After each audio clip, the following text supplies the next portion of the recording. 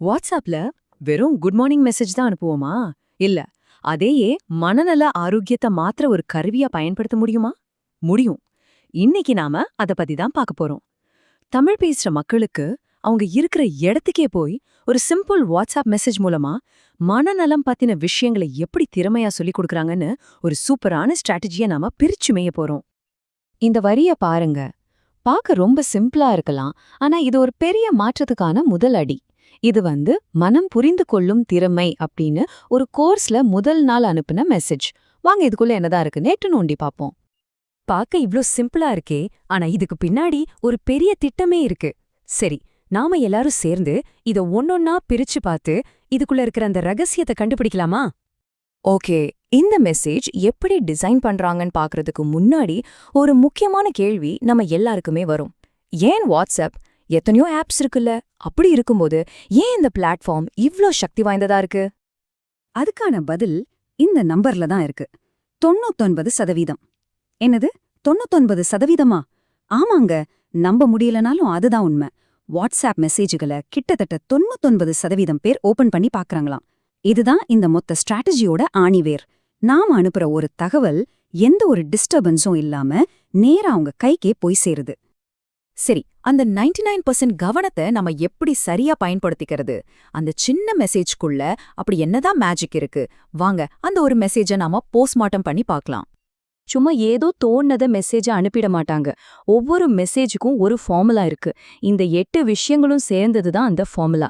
இதுல இருக்கிற ஒவ்வொரு பாயிண்ட்டும் கத்துக்கிறவங்களோட ஈடுபாட்டை அதிகப்படுத்துறதுக்காக ரொம்ப ரொம்ப கவனமா டிசைன் பண்ணப்பட்டிருக்கு. இது சும்மா இதை செய்யுங்க அதை செய்யுங்கன்னு சொல்ற அட்வைஸ் கிடையாது. ஏன் செய்யணும் அப்படிங்கிறதுக்கு ஒரு சயின்டிஃபிக் காரணத்தையும் சொல்றாங்க.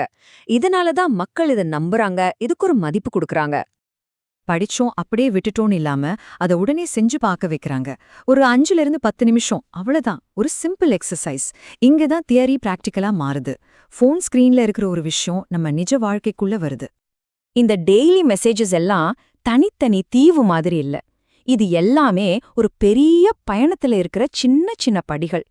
கரெக்டா ஒரு 4 வாரத்துக்கு திட்டமிட்டு உருவாக்குன ஒரு முழுமையான பாடத்திட்டம் இது. இப்ப இத பாருங்களேன். முதல் வாரத்துல மனசுன்னா என்னன்னு பேசிக்ஸ்ல இருந்து ஆரம்பிக்கிறாங்க. அப்புறம் 2வது வாரத்துல விழிப்புணர்வை பத்தி சொல்றாங்க.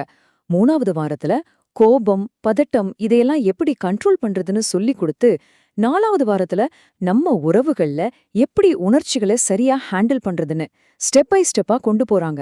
எவ்ளோ தெளிவான ஒரு அமைப்பு பாருங்க. சரி, இங்கதான் இந்த முழு ஸ்ட்ராட்டஜியும் மத்த எல்லாத்துல இருந்தும் தனியா நிக்குது.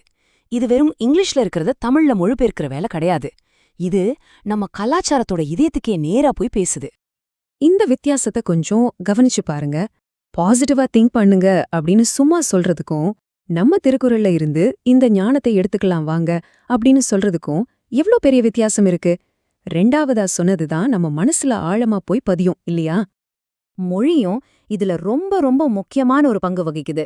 மனநலம், விழிப்புணர்வு, உள்மனம், இந்த மாதிரி சரியான அழகான தமிழ் வார்த்தைகளை பயன்படுத்தும் போது அந்த கான்செப்டே நமக்கு ரொம்ப நெருக்கமான ஒன்னா மாறிடுது.